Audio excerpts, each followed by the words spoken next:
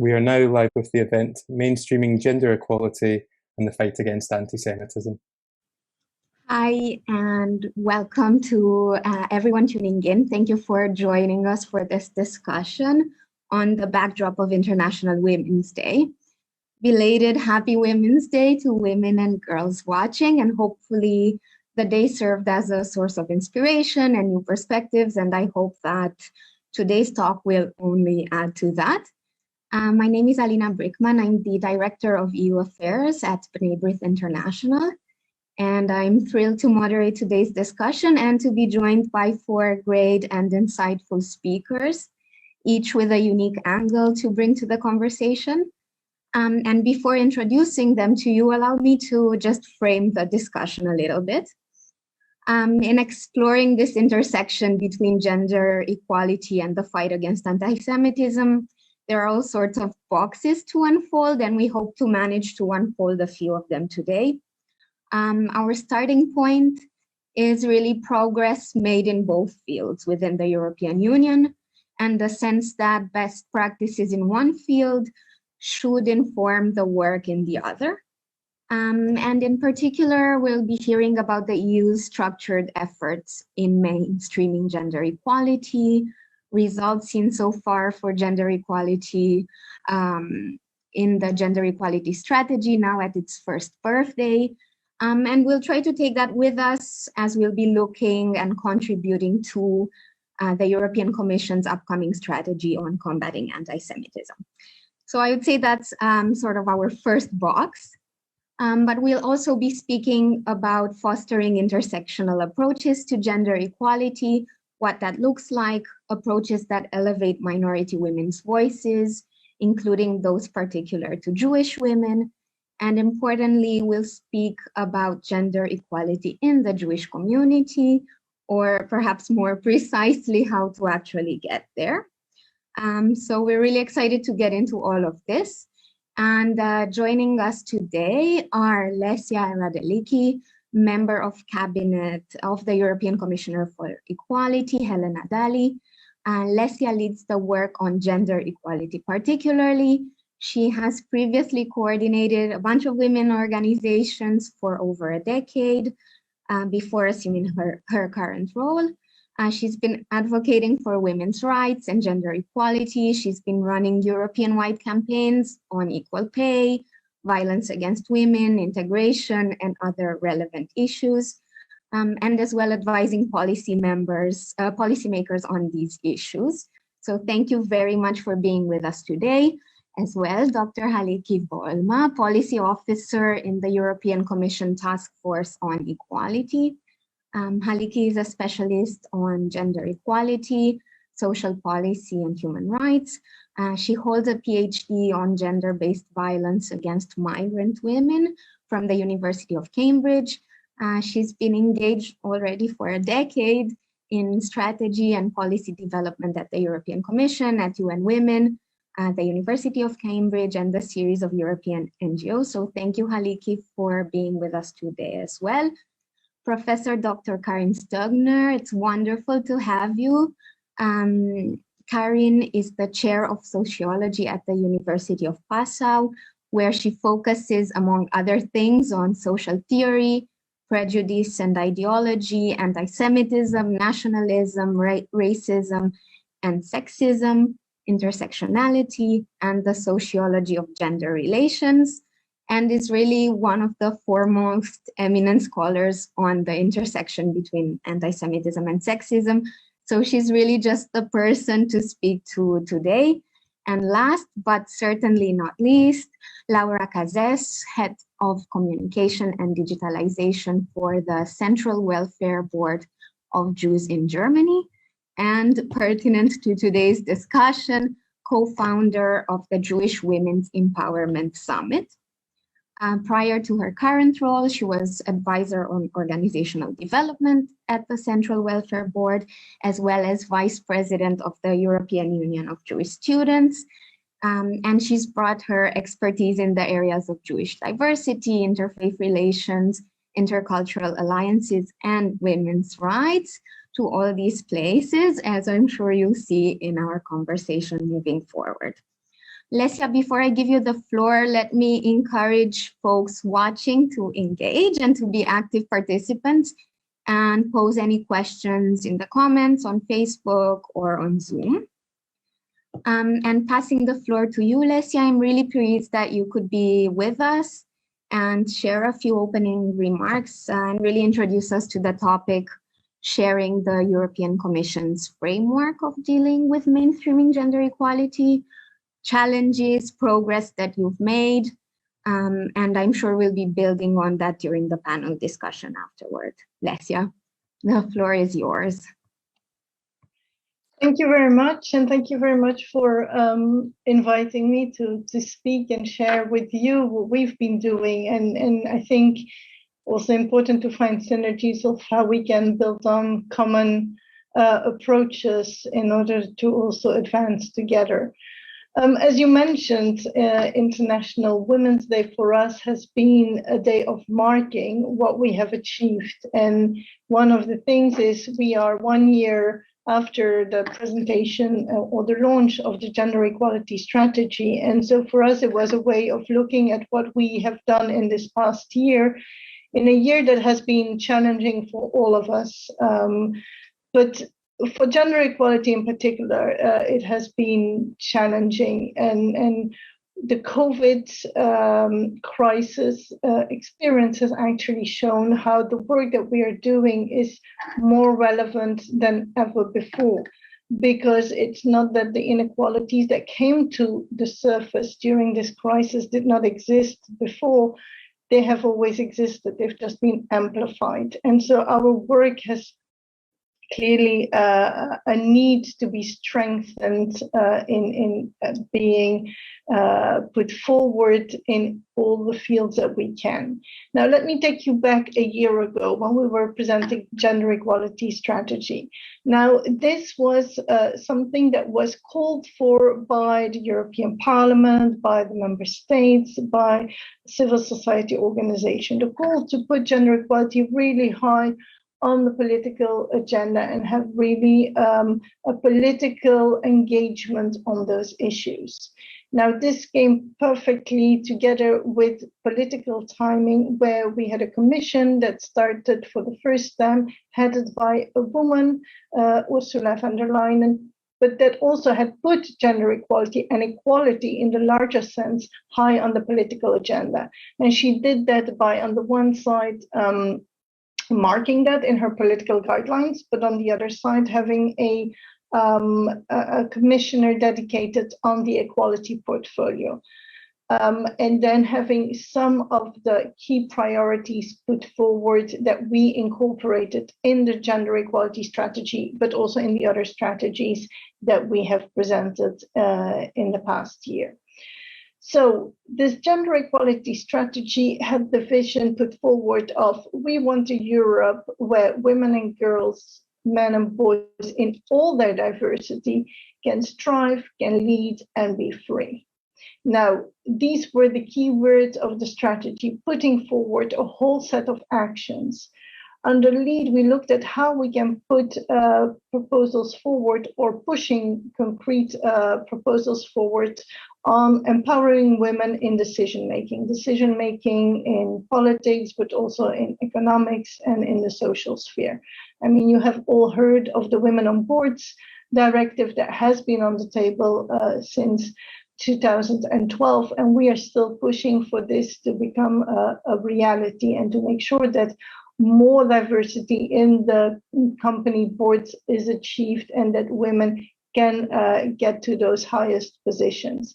I mean, within the political sphere, we've seen developments, positive developments, for example, with the last European elections, where the number of women MEPs increased. And this is something that needs to be upheld and will be done also towards the next European election. Of course, we also want to lead by example, and the Commission has done that, for first of all by making sure that the college is the most gender balanced college so far, but also in middle management positions there is this quota set of achieving 50% of women in middle management. Now that's on the lead part. On the on the Thrive part, that's on the economic empowerment of women. And there it's about making sure that women can go into education and training, but also into profession in all types of sectors and at all levels. And there, one of the issues that was key was also tackling the gender pay gap and the proposal of the pay transparency measures. And I will come back to that later. But part of the economic empowerment, and as I said, to make sure that women are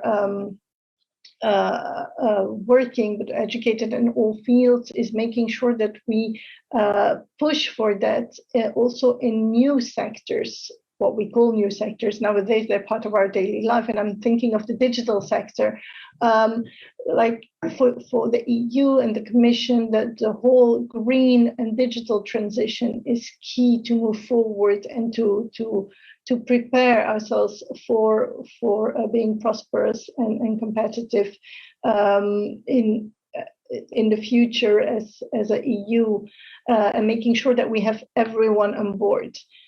So that's on the economic empowerment. And then the last big theme is making sure that women are free from violence and gender stereotypes. And on the violence, I mean, one of the key proposals that we have been pushing for is the ratification of the Istanbul Convention, which is about combating violence against women, gender-based violence, and domestic violence. And while it is blocked by some member states, I mean, it remains a priority for us, but at the same time, we're preparing the ground for a horizontal approach on combating all types of violence. And recently, we have launched, to prepare that work, a public consultation that you can all access. Now, those are the big themes and the themes under which we have a whole series of actions. Now, what is the novelty? Because that's what people have been asking, like we need to make sure that we push more than what we have been doing so far. One of the big parts was the gender mainstreaming approach. And I will not say too much about it because our colleague Halliki will do that. But mainly what was important for us is that gender equality does not remain just our issue, the issue of Commissioner Helena Dalli, but that it's a responsibility and a task of everyone. And that gender mainstreaming or equality mainstreaming is also something that goes in both ways, meaning that we contribute to the work of other policy areas, but that other policy areas also include us in their work. Another big novelty of this strategy is the intersectional approach. Now, the intersectional approach is recognizing that as women, you have different identities, personalities, and so forth, and you have different roles in society, and how they can impact you differently in society, be it at work, at home, and so forth. And also there, Halliki will be probably saying more about that. Now, what we wanted to make sure with this strategy as well is that we are coherent between what we're saying internally to the EU as well as externally to the EU. And that's why we were happy that after we had presented the Gender Equality Strategy 2020-2025, at the end of the year, our colleagues from External Action Service and Development have presented the GAP 3 action plan, which is all about empowering women and girls in the external action services. So that's in a nutshell what we tried to do with the gender equality strategy. And as I said, we've been 1 year working on this and with a set of actions, and the report that was presented last week on the 5th of March covers all those areas and where we have been able to advance. But it has also taken into account the COVID crisis situation. As I mentioned before, I mean, this has impacted our work quite significantly. On the one side, with numbers on domestic violence, violence against women, gender-based violence going up, because women or children or even men sometimes being actually in situations where they are locked with their perpetrators and having difficulties reaching out to help because of confinement rules. And so we realized that home was not safe for everyone. And we have been working with member states calling for a gender-sensitive approach in the answer to this crisis, and in particular to that, making sure that funds support are available on the ground. Now, the other issue that has come up very clearly as a result of the crisis is the role that women have played in the crisis, and being on the front line in the first help support being put forward in this crisis. And I'm thinking in particular of the healthcare sector. The healthcare sector, where women represent 70% of the workforce, and how they were on the one side more exposed to the virus, but at the same time in very big strains, in long working hours, sometimes with working conditions that were not evident. And so all this has made us call on member states, but also here within the Commission, to make sure that we have a gender-sensitive response to the crisis that has clearly a gendered impact. And so with that in mind, what was important for us is to put out a signal and a strong message that we're there for the women that are going also through this harsh situation. And that's why we've put forward this pay transparency measures that I've mentioned before. And I will just briefly say something about this, because pay transparency measures is the first time that we're putting such a piece of legislation forward. That is a first but necessary step in assuring equal pay and combat gender pay discrimination, which is a bigger part of the work on the gender pay gap. So that's the work that we are doing. And I mean, while, as I said, like, we're trying to mainstream our work, we try to make sure that our work is also addressed in other fields, and other fields are coming back into our work. And so we presented other strategies like the Anti-Racism Action Plan, the Roma Framework proposal.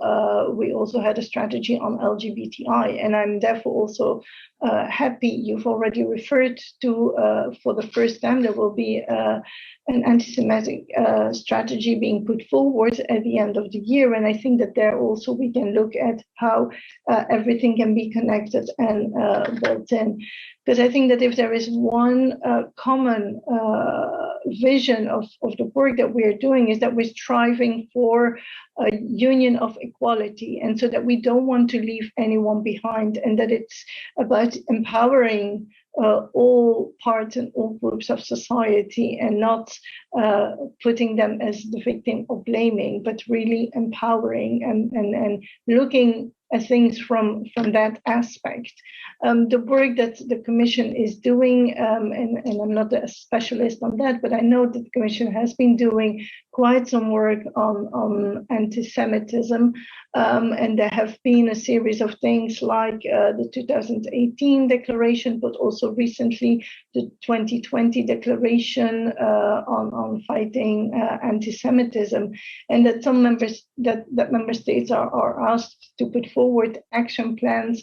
And there is already progress, but of course we can do better and more. And I'm sure that strategy that will come out later this year will help the work you're doing, and we can then look at how we can bring everything together.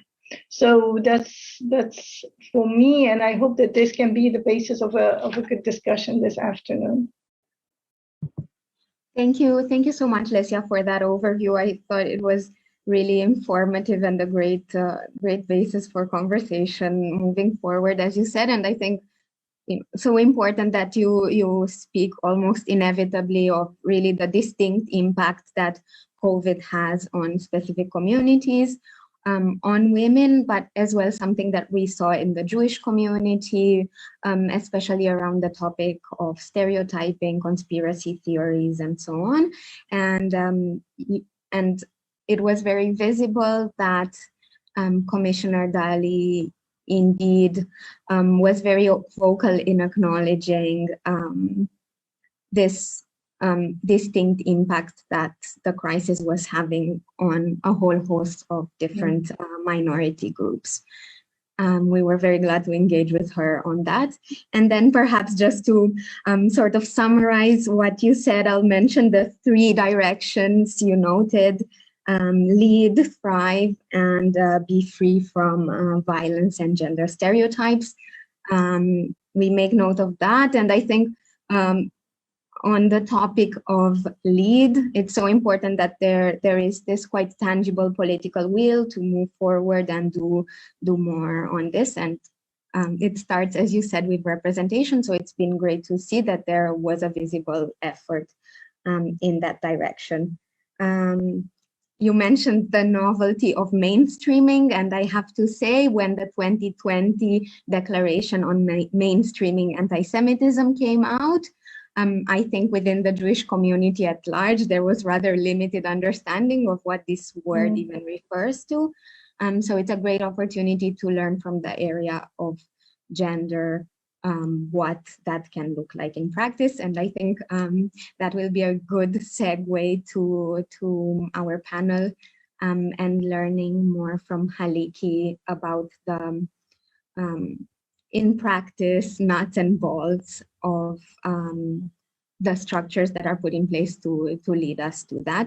Lesia, thank you very much for joining us. We'd be really happy if you stick around as long as time permits, but I'm well aware that you have a packed agenda, so whenever you will need to go, we were really grateful to hear from you in the beginning. Thank you very much. Halliki, let me come to you now and basically build on what Lesia has spoken to. We got a sense of the broad policy framework, and I think it would be great if you could tell us more about the sort of institutional infrastructure for gender mainstreaming. What are the as I said, actual nuts and bolts of how you're making this work? What are the mechanisms, the indicators, the benchmarks that we're speaking of here? Sure, thank you very much. So while the Commission's Department for Justice remains the lead service of the Commission when it comes to both EU gender equality policy as well as combating anti-Semitism, there is also a new horizontal structure in the Commission which helps to ensure effective equality mainstreaming. And here I'm talking about Taskforce on Equality, which was established when this Commission took office to support the work of the Commissioner for Equality, Helena Dalli. The objectives really of the task force are to ensure that equality considerations are addressed in all EU policy areas. And the task force is made up of senior and expert colleagues working on equality in all Commission departments and the European External Action Service. So these equality coordinators are really the backbones of our equality mainstreaming work. And that the mainstreaming is in terms of gender, but also of racial and ethnic origin, religion or belief, age, disability, and sexual orientation. So these are the 6 grounds of discrimination covered in EU law that the task force's work is guided by. And then how it works basically is that we have these equality coordinators working in the different policy areas. And, when I say different, I mean everything from agriculture to space policy, to energy policy, to employment policy. And then there is a secretariat of the task force where I work, which is situated in the General Secretariat of the Commission. And in our team, we have 8 dedicated colleagues who've been working together since last summer, so it's really still quite new. And in this team, I specifically work on gender equality and gender mainstreaming. What we try to do as a secretariat, so really explaining further about the infrastructure of mainstreaming, which hopefully can be helpful to hear about, is that we try to support the equality coordinators who are working in these different policy areas through things such as the training strategy that we develop and implement, and also tools like we just recently released an equality mainstreaming toolbox that has all sorts of policy features, for instance, about how to do equality mainstreaming in all of these different policy areas. So I think that's the newest thing when it comes to mainstreaming. Of course, there's many other structures as well in the Commission, such as inter-service groups for different initiatives on equality. And indeed, different parts of the Commission work together and in parallel when it comes to mainstreaming different aspects of fundamental rights and equality. The question maybe is, what is really particularly relevant for the fight against anti-Semitism and its intersection with gender? And I think here it's firstly important to recognize, as Lesia already mentioned as well, the mainstreaming work of the Commission Coordinator on Combating Anti-Semitism and Fostering Jewish Life, Katharina von Schnurbein, and her excellent team, as well as the strong network of national special envoys on member state level.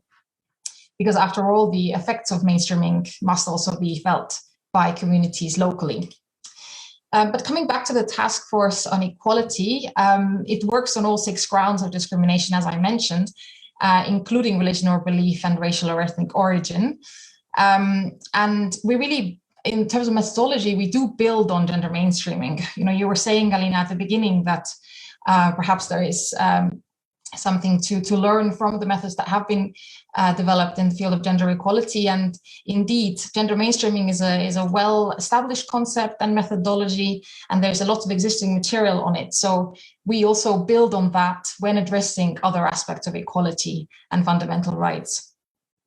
But I think just to mention here that it continues to be very important to be guided by the specificities of different aspects of equality and discrimination.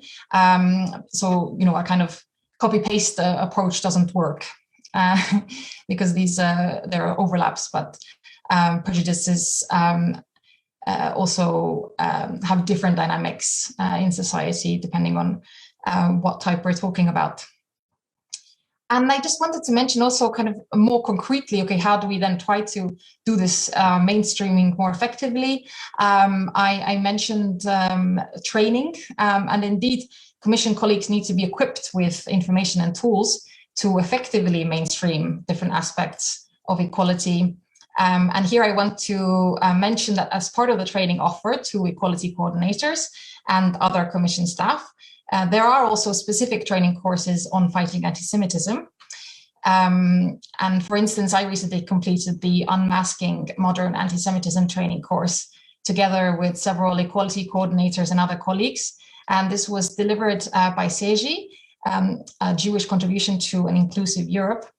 And there we learned, for instance, how to apply the IHRA, the International Holocaust Remembrance Alliance, definition of anti-Semitism, which is really, really very helpful also in a policy context. And just to mention maybe a last point, if I may, on this, as I was thinking about institutional infrastructure and the task force, I was really also thinking about the people behind all of this work. And I was just reminded that really for effective gender mainstreaming and mainstreaming of the fight against anti-Semitism, the role of civil servants is important to recognize. I'm in particular thinking of the current context of rising anti-Semitism and anti-gender movements. And in the context of this kind of backlash and potential regression, institutional infrastructures and civil servants are key in holding the fort of gender equality and fundamental rights. So the late Ruth Bader Ginsburg, the first female Jewish US Supreme Court justice, and major role model of mine, said that real change and enduring change happens one step at a time. And I think that is especially true when it comes to mainstreaming, because in mainstreaming equality and in mainstreaming fundamental rights, we have to change systems, and the aim is structural change. So that has to happen one step at a time. It can be slow, but we just have to make sure that we keep moving forward. Thank you. Thank you so much, Halliki. And just judging by everyone's face, Ruth Bader Ginsburg mentions are definitely a crowd pleaser. I really appreciated that you were mentioning these very specific policy areas where there is a equality component, where there are equality coordinators and so on, because I think certainly aviation would not be one of the areas that intuitively come to mind. So I think it's just important to understand that there can be a gender lens to absolutely any topic, much like we think there must be a lens that looks to the issues of Jewish communities as well, and we'll be interested to see and also contribute to how that takes shape and is being verbalized. And as well on this point about the role of civil servants, indeed, I think it's often not so visible, not so easy to understand. Perhaps the organigram is never the most interesting thing to look at, but indeed, it's where the long-lasting, sustainable change is happening. So we're trying to create a bit more transparency with this event about what that actually looks like in practice. And I think it's super interesting to be able to connect the results with the actual way that they were set up to get there. Perhaps let's take a step from gender to the intersection point with Jewish experiences and the experiences of Jewish women in particular. And I think to begin to do that, it may be worth taking a moment to speak about intersectionality more generally, what the term means, a term that has become increasingly utilized, that is perhaps somewhat intuitive, but also not so easy to grasp at the same time. So Karin, perhaps you could first take us through that and then come to on one side, how anti-Semitism and sexism intersect, but also perhaps some of the tensions that exist at times between intersectionality and anti-Semitism. And that's a topic that you brilliantly address in your 2020 paper that I just wanted to give a shout out to and invite viewers to look for: Intersectionality and Anti-Semitism, a New Approach. So, Karin, I give you the microphone. Thank you very much for having me here in this really very, very interesting and intriguing panel discussion on this very, very important topic on how we can combat gender inequality and anti-Semitism together, because I really think this intersectional point is a very important one. And as Alina has already pointed out, I have been working on the multifaceted relationships between anti-Semitism and gender-related ideologies for quite a while. And for this analysis, I used the concept of intersectionality in order to have a look at how exactly anti-Semitism and sexism and also nationalism and racism, how these ideologies actually intermingle. And the concept of intersectionality was first formulated in the 1980s. And the aim was to analyze the specific problem situation of Black women in the USA. Black women in the USA who suffered from both sexism and racism, from sexist and racist violence, oppression, and discrimination. So intersectionality as an analytical framework views society somehow as a multidimensional categorical system. And in this categorical system, race, class, and gender form the most prominent markers of socio-economic positioning. But this does not mean that intersectionality would say that there there's one discrimination that would add to the other, so that you would have a triple oppression and things like this. But rather, the specific experience of Black women is an intersectional one. And this means that racism and sexism are inseparably intermingled. So this concept of intersectionality took its starting point in Black feminism, and it criticized an anti-racism that was blind on the eye of gender, and it also criticized a feminism that was blind on the eye of race. This was the specific starting point, but still the concept's outline was from the beginning way more universalistic, in the sense that it was about a specific way of viewing society, of seeing our society as one that is constituted through multiple relationships and connections. And thus, it can, of course, also be opened up to an analysis of anti-Semitism. For example, interviews with Jewish women regularly show that Jewish women experience anti-Semitism and sexism. And the specificity is that the two forms of discrimination, harassment, hostility, often occur in so interrelated forms that it cannot be clearly discerned what part of the hostility is exactly anti-Semitic and what part is sexist. Because in fact, the anti-Semitism they experience is also sexist, and the sexism they experience is also anti-Semitic. And this is due to the structural interrelation of these ideologies, and due to the fact that the stereotypes contain both sexist and anti-Semitic components. And even more so, they gain their particular and very efficiency exactly from this mixture. This becomes evident, for example, in anti-Semitic conspiracy myths, which see in feminism, for example, that particular conspiracy myth that sees in feminism and women's emancipation a Jewish machination planned to undermine the traditional gender roles, which in turn, those gender roles, which are viewed as cornerstones of national identity. So this view is quite common in the Austrian and German radical right.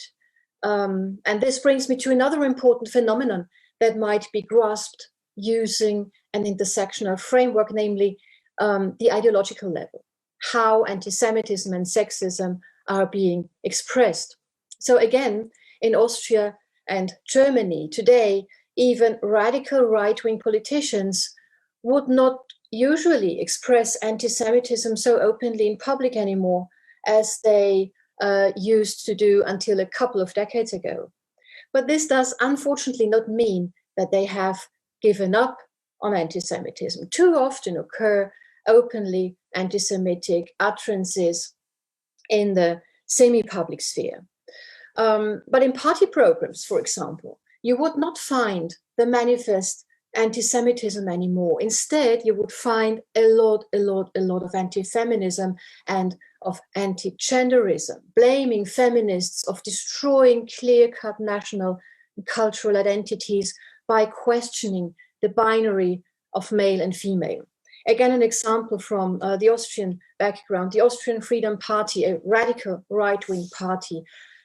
This party regularly blames the European Union of imposing gender mainstreaming and gender equality policy on the nation states with the intention of destroying gender identity, and with this, the national and cultural identity. So when we heard before about that the European Union shall be a union of equality, this is exactly what this party, Austrian Freedom Party, is against. They don't want a union of equality, they want a union of difference. And so, but repressive differences, of inequality.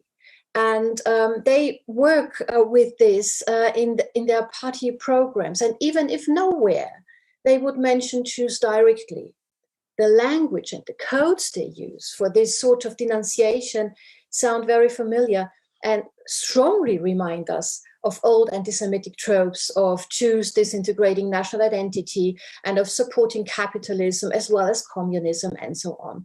And in those passages that are directed against gender mainstreaming and against feminism and against gender theory. They would call all that gender ideology and genderism and so on. You might have heard about that. So in these passages, you need simply to replace here and there the word feminist or gender by Jews or Judaism, and you would have a classical example of anti-Semitism.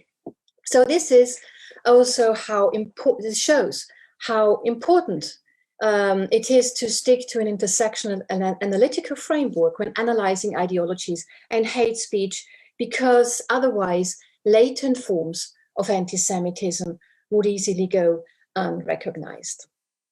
So we see there is a lot of intersectionality going on empirically, in that the system of domination and ideology, these systems are multidimensional and relational.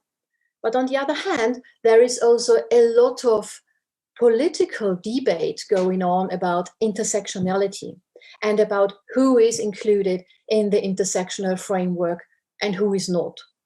And here we face the problem that global anti-Semitism is hardly included in intersectional analysis, and Jews are strikingly often excluded from feminist and anti-racist social movements that claim to be guided by intersectionality. So even more, it is really, we need to appreciate that anti-Semitism and gender inequality are now thought together also in an intersectional approach on the EU level.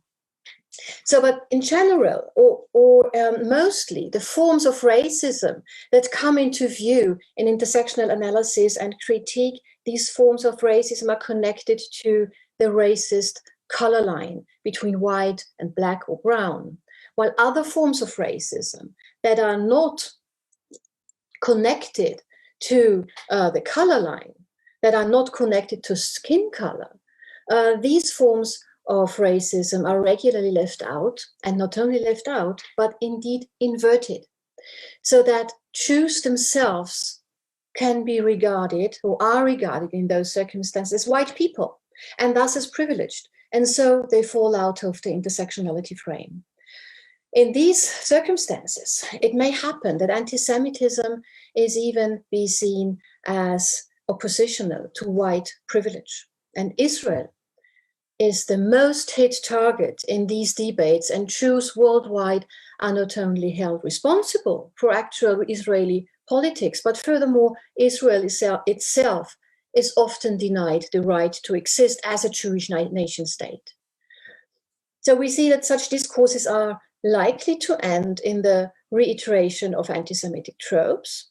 Jews are less and less recognized as a minority that suffers from discrimination and racist violence, and instead they are increasingly regarded as standing on the privileged side themselves, and Zionism is sometimes denounced as a racist ideology. This becomes evident, for example, when Linda Sarsour, the former leader of the Women's March on Washington, publicly stated that feminism and Zionism would exclude each other, or when the lesbian Dyke March in Chicago excluded Jewish activists who weren't willing to denounce Zionism as a form of racism. And much of this happens in the name of intersectionality. And this poses a serious problem, as such anti-Zionist restrictions of intersectionality have become in practice widespread in feminist and anti-racist activism. So, but I still think we should not give up reclaiming an intersectional perspective that does not turn against Jews and Israel. We need to open up the perspective and bring in a more universalistic perspective, a perspective that focuses on what there is in common. Intersectionality actually offers the possibility to see the world not as one-dimensional, but as multifaceted. In a way, intersectionality starts from a very particular experience of one group, but not just for the sake of particularistic identity politics, but for the sake of a universalism that does not wipe out particularity, but that carries the particular within it. Then, if we arrive at that point, it would be evident that the struggles against racism and anti-Semitism are connected, and that both struggles are actually also very closely related to the struggle of gender equality. So I think there is a lot of work in the social sciences, on campus, in politics, in activism. A lot of work is to be done in order to sort these problems out, but I think it's really worthwhile to do so. Yeah, thank you. Thank you so much, Karin, for basically tackling giving us an overview, sort of the historical understanding of intersectionality, but then also taking us through this connection between sexism and anti-Semitism. And I take away this point about the two being inseparable rather than an addition. And then as well, yeah, I think it's quite important, and I consider it genuinely an opportunity to bring some additional light to this question of perhaps a blind spot within intersectional theory with regard to anti-Semitism. I would perhaps make a note, and please do contradict me if this doesn't resonate. I do have a sense that there is a bit of a US-Europe difference in this regard. The examples you gave as problematic moments indeed were from the US context. So I hope that you know, we're a bit getting ahead of the issue in Europe and having an opportunity to kind of start on the right foot, integrating anti-Semitism within intersectional theory here. And perhaps this is a good moment to kind of bounce back the question to Halliki before coming to Laura, if you would perhaps like to reflect on Karin's points and you know, speak a little bit to how the European Commission is going about implementing an intersectional approach in gender equality policy, and particularly perhaps what aspects of this touch on addressing gendered anti-Semitism specifically. Thank you, and thank you, Karin. Your presentation was really fantastic.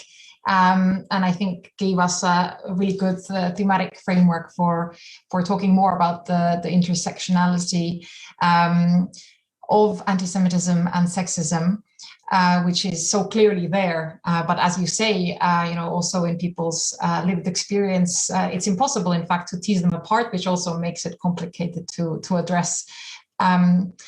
But yeah, maybe I'll just say a few more words about what Lesia mentioned in terms of the policy framework and how we try to work with an intersectional approach. So in the gender equality strategy, we talk about women and girls in all their diversity. And here it's a kind of useful term, but it's not just rhetoric. We really try to look at, you know, what does that really mean? And that's because our aim really is to reach all women and girls. But if you try to reach all women and girls, gender equality policy responses cannot follow a one-size-fits-all approach for all of the reasons that we've discussed already, and that Karin has very nicely highlighted for us. So, you know, for instance, to take another example of a group, women and girls with disabilities, for instance, may face particular needs when it comes to the digital transition in terms of the accessibility of digital tools, for instance. So, you know, this is something we have to bear in mind when designing our digital policies. Or Jewish women, as Karin was also saying, you know, may face intersectional stereotypes. So stereotypes and bias based both on gender and on their identity as Jews. And this can be very difficult to pick apart. And this also means that, you know, when it comes up, it can be difficult to address. And here, for example, we're designing at the moment an EU-wide communication campaign about gender stereotypes. And this will be in particular targeted at younger people, and indeed will strive to have an intersectional approach to show women and girls and men and boys who are also affected by stereotypes in all their diversity. We'll see how we do with that, but that's certainly the intention. But I think I want to just maybe mention a couple of points about the really implementing an intersectional approach in policy. One is that to know what the situations and needs of these different groups of women and girls are, we can't just assume. First of all, we need more intersectional data. So really, it would be very useful to have more data also on the experiences of Jewish women and girls. And it is crucial to involve these different groups in policy-making processes, because it's crucial to hear from Jewish women and to learn from their lived experiences as really the basis of policy-making. I think Lesia mentioned, for instance, that at the moment we have an open public consultation for our work on gender-based violence. And I just wanted to highlight that these open public consultations are a key part of the Commission's procedures whenever we have a major new initiative. So these are online questionnaires, basically, where we collect the views and experiences of stakeholders. That can be organizations, individuals, anyone can access that. And indeed, please do check out the one on gender-based violence. It's open for several more weeks, I think, until the beginning of May. But we also had this public consultation when preparing the gender equality strategy. So this is one way where we collect the experiences and perspectives of different groups of women. But we also, for instance, organized a particular consultation workshop for civil society organizations. And it was exactly focused on this question: how can we ensure that EU gender equality policy, and in that case, the strategy defining all of this, how that really reaches different groups of women and girls? And I remember Alina joined us there at that workshop in late 2019 and brought invaluable perspectives from the Jewish community. So that's really important.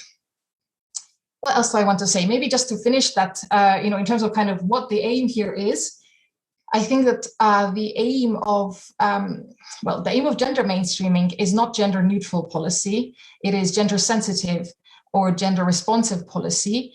And similarly, gender equality policy should not just cater to the so-called average woman. I'm not sure she exists, but to women and girls in all their diversity. And maybe a point about how all of these strategies work together that Lesia mentioned. The gender equality strategy was the first union of equality strategy to be launched on the 5th of March last year. And that already had or has a cross-cutting principle or aim of an intersectional approach and of mainstreaming gender.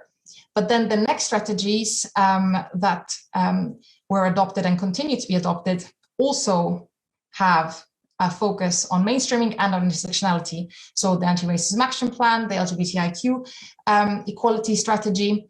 So basically, they all have this kind of similar approach with mainstreaming and intersectionality, but also looking at them together, they create what I like to call a mosaic of equality strategies that help us as policymakers work with an intersectional approach. And the future strategy on combating anti-Semitism will add another crucial piece to this mosaic.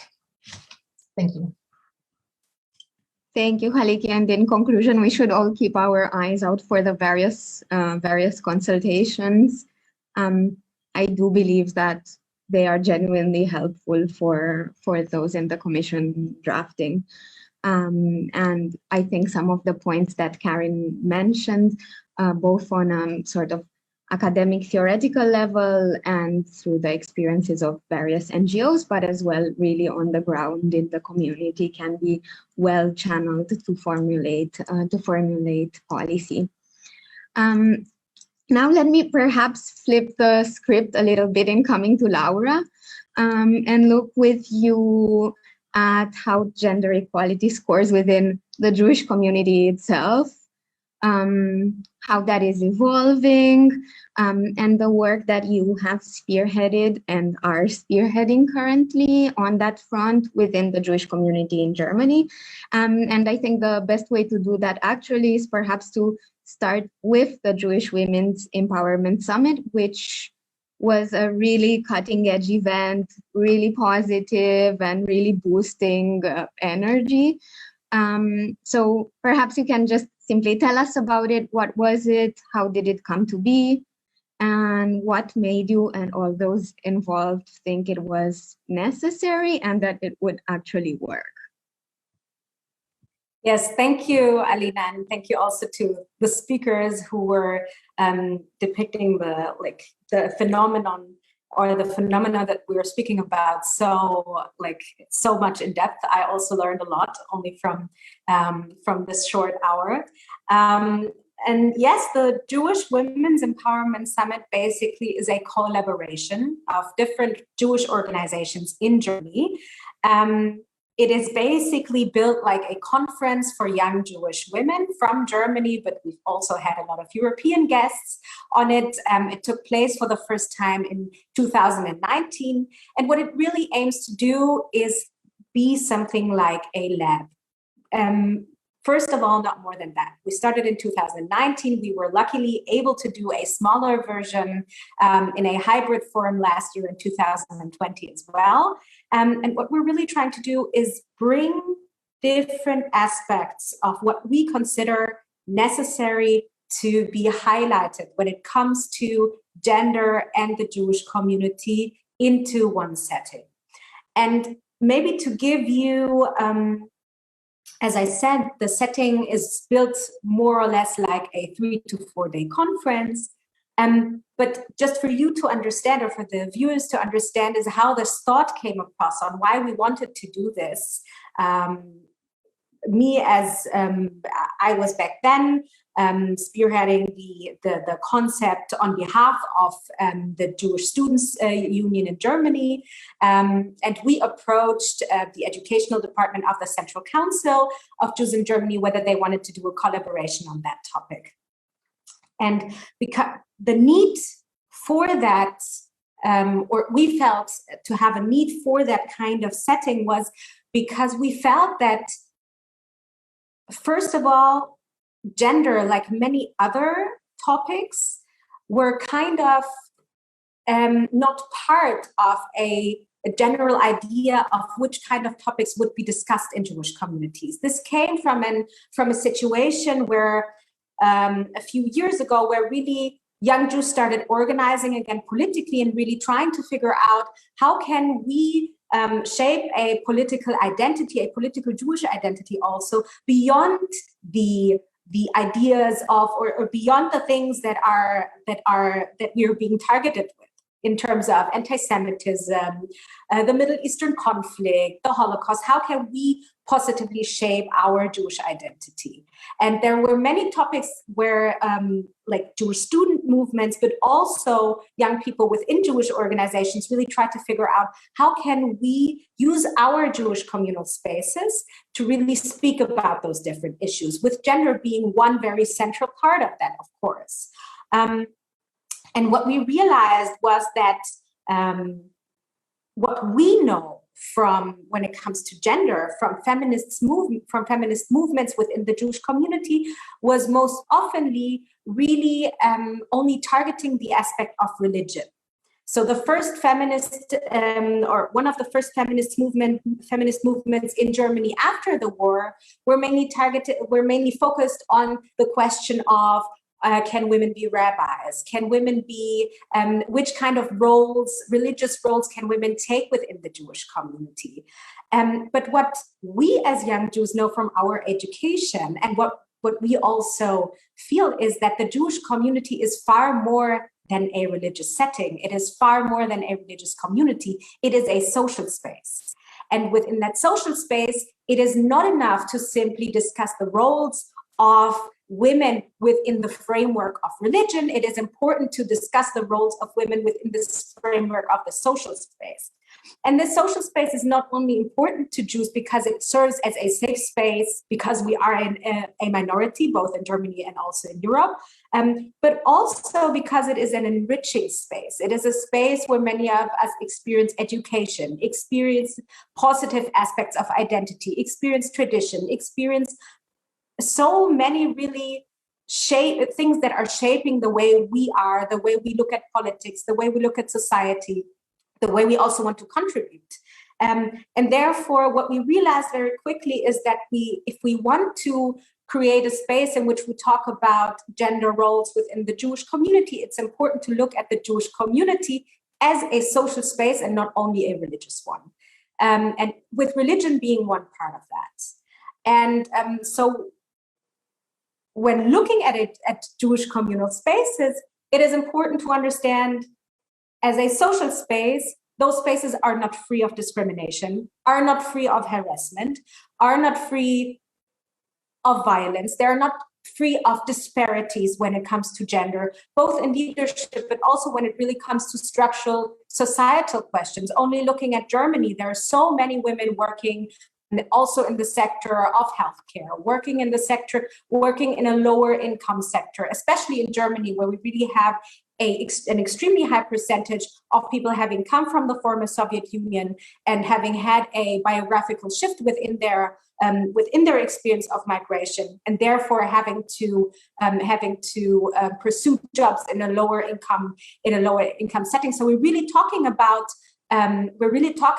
societal questions being tackled by the institutions and by Jewish institutions, by Jewish social services that really come right to the point of what you were referring earlier, that gender disparity really makes visible. So looking at the Jewish community as a social space really raises all of these questions. What would be a feminist approach to these social settings that does not burst them? Because while there are many things that need to be tackled within this, it is also very important to acknowledge how important this space is for these many reasons. That is one point. And the second point is that what we see also is that within the framework of discrimination and the different layers of discrimination that are being targeted at us, there is, and Karin has mentioned it earlier, there is a lack of knowledge on these things, on the way discrimination works towards Jewish women, on the way or on the intersections that really Jewish women experience. And there we also see a need to educate members of our community on that in order to understand how we can confront these things as well. And then the third point, or the third thought that really was important to us, is to really understand, especially when it comes to the Jewish community, but that's not singular to the Jewish community, the communal and social settings in their structure as we know them today is due to women.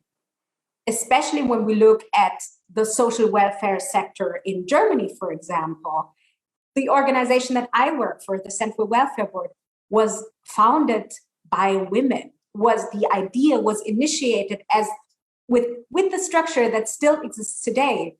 That is a point that we, within the identity of our communities, we have mainly forgotten, and this is of course due to the Shoah as well. This is of course due to a major disruption within our community, but at the same time, it is extremely empowering to bring that back into the spaces and to understand it's not only about the label, we need to have more women in the boards of the Jewish community, we of course would love to, but there is a structural implication to that.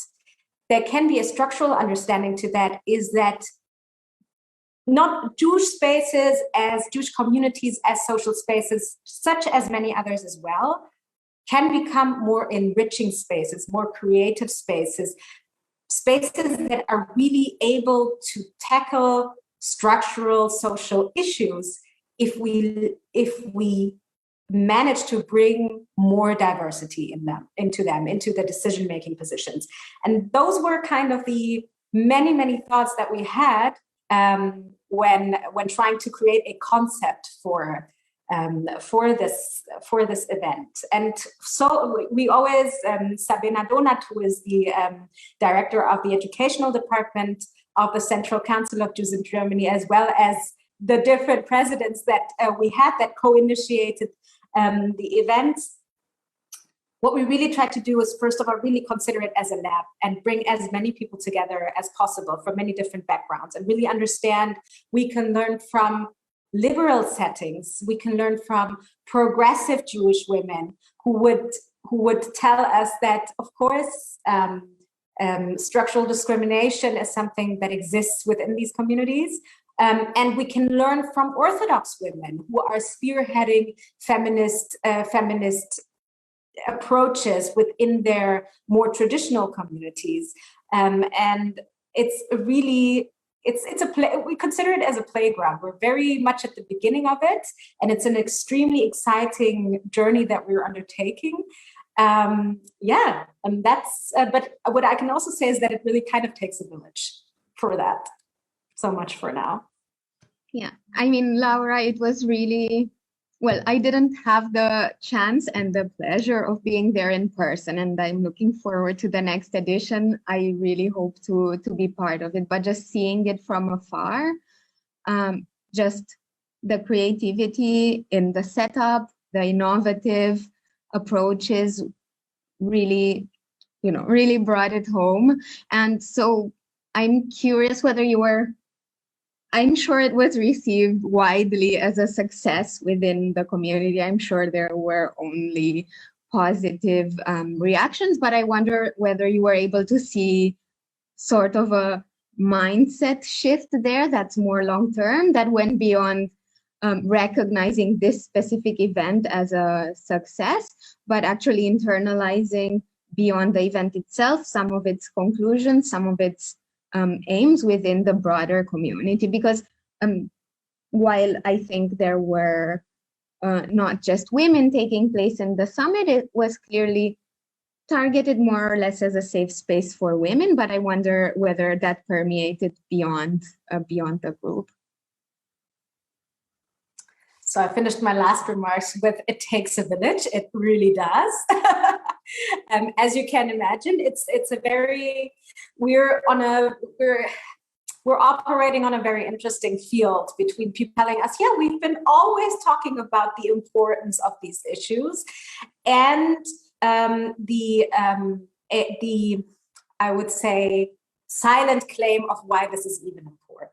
And I think that is something that people working in this field experience all the time in a way. The claim that this is redundant, that we don't need this anymore, versus yes, this is absolutely important, but thereby kind of portraying that idea that it's also not really necessary anymore. So that is something that we experience in our communities as well. And then, of course, there's the question of ownership over what does it mean to, what does it mean to form a feminist position within the Jewish community? Who gets to speak? Who is going to be participating? Who is sitting at the table? Who is being recognized? Which voices are not being heard? All of these things are, of course, make it, I think for me personally, it's very, very exciting to really understand the narrow roads that we need to navigate through in order to really keep the conversation going. And one very deliberate choice that we made as cooperating partners was to say, we are choosing that as the setting for the conference, we're choosing a Jewish community. We're doing this within the community. We're letting the people see that it's possible to have a conversation within the community. And while you said, wow, it was like, it looked so innovative and so creative, all we do is really try to bring things together. We're not inventing anything that hasn't existed yet. And it's also really important for us to emphasize that in order to lay out the tradition of feminist movements women's movements within the Jewish community, and also making it visible how much Jewish communal settings are informed by these movements, have been shaped by these movements. So that is kind of the approach we are trying to take in order, on the one hand, not trying to burst the setting that we're in. We're really trying to find or try to navigate ourselves on this thin line between, we're really trying to have new conversations, have difficult conversations, and be respectful of the spaces that we really want to preserve in a way, because we know they are needed for so many reasons. And I guess in a sense that touches on the step-by-step approach that Halliki was referencing as well. Back at RBG, yes. So important that you referenced, we were speaking of the fact that within gender equality, we must integrate a Jewish perspective, but so important that you bring up the diversity within the Jewish community of Jewish women. I think that's an important additional point to make. Perhaps as we move towards the final part of our discussion, I think it would be sort of constructive to try bridging a few gaps, because, as I was saying in the beginning, we're opening a set of boxes that are not so clearly interlinked. And I do feel that there is a space there for connecting these dots a bit more. So on one side, and perhaps I would address this to Karin, doing away with the gap, or perhaps rather this tension between intersectionality and anti-Semitism, what are some of the constructive solutions? What is your thinking on this? And to Halliki and Laura, I wonder, how do we best bridge the gap between the policy level and the local level? I think they still tend to be quite distinct. Just hearing the very detailed approach already existing on the commission level, and sort of the way the conversation is being received within the Jewish community, which I'm sure is something that is mirrored on the local level more broadly. How do we bring these two closer together? So Karin, let me start with you, and then we'll go to Halliki and leave the last word to Laura. Karin, before you begin, I think just on what you were mentioning earlier, you touched on the often sensitive topic of Israel, Zionism, and so on. And I think it's important to remark that it does tend to be sensitive, because I think it already speaks to the issue at hand. I think there is indeed this feeling of a bit of a litmus test for Jewish women in progressive spaces of, announcing what their position is on the issue. So I think it's a really important topic to touch on, and thank you for doing that. And now I leave you the floor. Yes, very important topic indeed, because as Laura already mentioned, the role of Jewish women within the women's movement is such an important one, and not only in the second, but already in the first women's movement, Jewish women were so prominently fighting for women's rights, and not only for women's rights, it was for a kind of general overall emancipation that this form of feminism was fighting for. And so this is really striking to and also the Zionist movement, of course, was very, very much had very much to do also with feminist stances, with gender equality, and so on. And so it's really striking that in many circumstances today, in feminist surroundings, Jewish women indeed have to avow that they were allegedly not Zionist, that they would denounce Zionism, and so on. So just the thing that Laura mentioned, that is that Jewish community is in these circumstances not seen as a community that is a social space, but is very much seen as an ideological space, and not even as a religious space. I would say in these circumstances, when it's about anti-Semitism, religion does not play such an important role. It's very, very much about today. It's very, very much about different ways of denouncing Israel as a Jewish nation state, and as you also mentioned, it has very much to do with a particular way of looking how communities are actually organized. So I completely agree with you, Laura, that communities are important things, because human beings are not lonely beings; they are social beings, and so communities are really very, very important, particularly if it's about minority groups. So these communities are important, but still, and I think this is a point that we need to reflect on with all communities. It is also important to stress the importance of the individual within those groups. So because what we need to prevent is this fragmentation of our society into different identity groups, so that an individual may be, if an individual is Jewish, it may not be anything else but Jewish. And if an individual is Black, the individual may not be anything else but Black. And if an individual is female, she may not be anything else but a woman. So, and we all see that this is not very fruitful. But and it sounds absurd if I'm putting it like this. I'm aware of this, but at the same time, we see this particular fragmentation of our society going on again and again and again. And this is, I think, one of the major problems that we need to tackle. That it's ever more about groups and communities, and not also at the same time about the individuals who are members in different communities, whose identities are not just formed within this one group, but multiple identities. And another point, it's not only about identities.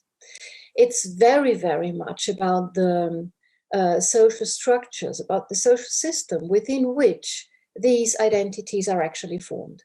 And I appreciate very, very much that Halliki said it's about system change. It's about change of structures, and not about change of the ways identity are appreciated or not.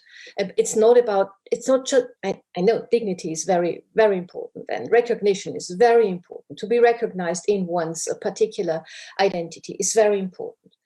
But this is not enough. I think what we really need to focus on is, why is it so important that people, and why is it so, why does it take place at all that individuals are categorized along markers that they don't have, that they have not chosen? So why is it so important that people are, individuals are categorized along gender, along racial markers? And we won't overcome these problems if we just say, yes, we need to recognize and appreciate and dignify all those identities. It's very, very much about criticizing the very pressure of identity that people need to, that people are forced to form an identity that is in line with particular communities. So I think this is one major problem that we need to face. As I said, break up the perspective, bring in more universalistic aspects to look, what do we have in common? So to kind of find a way through this dialectic of equality and difference. And yes, I think this is one of the major questions. Thank you so much, Karin. Halliki, to you now. Thanks. So maybe just to go off of the point about the importance of pushing ahead with these universal ideals, just to say that in terms of connecting the local level with policy making at different levels, this is so important. And I mean, just to mention that, I think we have to bear in mind that there are these different levels. So from the local to the regional to the national to the EU to the international. That has to be taken into consideration at all levels of policy making, but maybe also more broadly, we need to connect, and as I was alluding to earlier, the individual lived experience, in this case, of Jewish women and girls in particular, with international standards and practice of human rights and women's rights as part of that. And that has always actually very much inspired me in my work, this understanding that, these experiences, for instance, I'm a gender-based violence expert.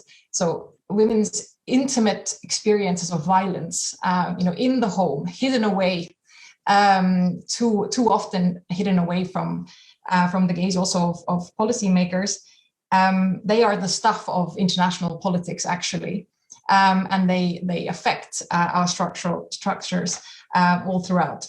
But to maybe bring a few concrete points about how we can connect individual experience and communities with policymaking at different levels. I already mentioned communication, and I think here I mean both the importance of communicating widely and well about policy initiatives and actions, so that people know that efforts are being made, or if they're not being made, then that they can lobby their policymakers to do so, and also communication as a policy action in itself. I was mentioning this EU-wide campaign on gender stereotypes from an intersectional perspective that we're currently developing in the Commission. I also already mentioned the importance of involving communities directly in policy-making processes, and mentioned the examples of public consultations, but also more targeted consultation workshops and discussions with particular communities and groups to enable them to feed into policymaking. And I just want to end on a point also about the importance of leadership and of role models in all of this. Actually, this International Women's Day, the theme is leadership. And I think this is absolutely crucial also in terms of connecting communities with, let's say, EU level policymaking, because, just as when we're talking about data, you can't fix what you can't see. You also cannot be what you can't see. And I think it's really powerful when you see women, when you see Jewish women in leadership positions, in decision-making positions, in all policy fields, then Jewish women in communities and local settings can also see themselves more clearly in these policy circles. And I think that's super important, and it's why I think International Women's Day is very much an opportunity to celebrate the contributions of women. We've mentioned the contributions of Jewish women in particular to the feminist movement and all the other achievements. RBG definitely up there with them. And I think that will also help us connect these levels better. Thank you, Halliki. Laura? I'm sorry, we'll have to repeat your question again, because I'm still a lot in awe about what I just heard. Well, any additional reflection you may have is more than welcome. I saw you taking some notes throughout, but I was wondering from your perspective, from the local perspective, on the ground, grassroots perspective, how can we better link this policy level, this international level, but perhaps also the theoretical academic level to what is actually happening on the ground? Because I think there's a lot to that each of these various levels can benefit from the other. So absolutely, I think, and I think these connections are absolutely necessary, because what we see is I just portrayed the I don't know, the potpourri of what we're trying to use our summit for, and really understand which way and which direction to go next, and therefore really the connection between science policymakers and the communities are super important in that. First of all, but the second thing I think is really important. If I look at community spaces, Karin just mentioned it before. I think one thing that I've been seeing for the past years, especially, is that there is really a strong attempt by young Jews to really, in a way, break free from those markers, from the projections that society is putting on the Jewish community, especially in Germany, where the history of the Jewish community is so loaded. And at the same time, the biographies of people being members of this community are so diverse and are also partly very different from what the Jewish community is portrayed to be. So I think this is, and Halliki also said it, by really including Jewish women into the understanding of experiences and into narratives of also into the question of what the needs are, what the necessities are for specific communities, and thereby maybe also understanding that, and this also has happened quite a lot already, really understanding how seemingly specific issues that different communities face are either intertwined or even the same issue. And I think that is something that the Jewish community will still need support for, to really understand. We're really at the beginning of understanding is where is our role in the question in general, in really, when we speak about leave no one behind, is how can we contribute, but where is the perspectives that our community members, as members of the community, but also as members of broader society, of course, where do these perspectives find their place? And yeah, I think what I would end on a positive note, that what I really find very fascinating to see is how much, especially in this field, but also in many other fields, really the resilience of the community is acting out and really showing itself, and really understanding there is a lot of research, there is a lot of willingness to learn, and there is a lot of there are many possibilities in terms of really understanding where we can take it and how we can make, on the one hand, Jewish communal settings safe for women, enriching for everyone, but at the same time really also making it clear that Jewish women care about gender issues on a societal level and as a whole as well, and want to take an active part in structural changes as well. Thank you so much, Laura, and thank you to all of you. A lot of food for thought, as the expression goes.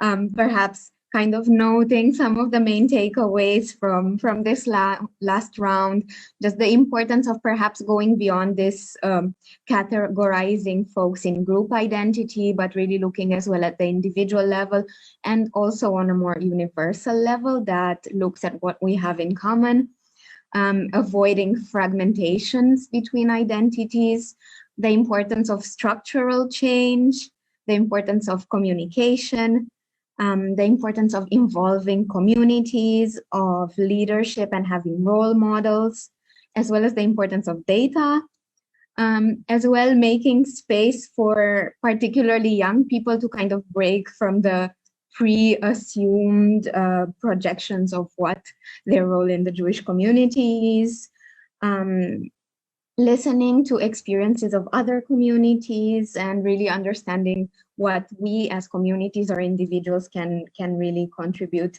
to the discussion, and as well emphasizing the resilience of the community on this path. Thank you all for a really enriching and really pleasant conversation.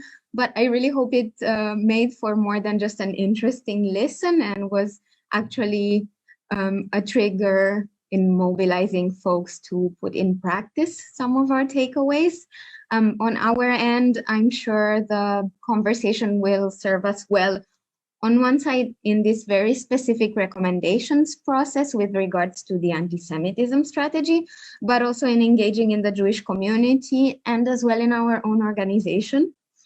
Many thanks again to Lesia Radelicki, Dr. Halliki Voolma, Professor Karin Stögner, and Laura Cazes, and particularly to everyone watching. Take care, and we're looking forward to see you in future B'nai B'rith programs.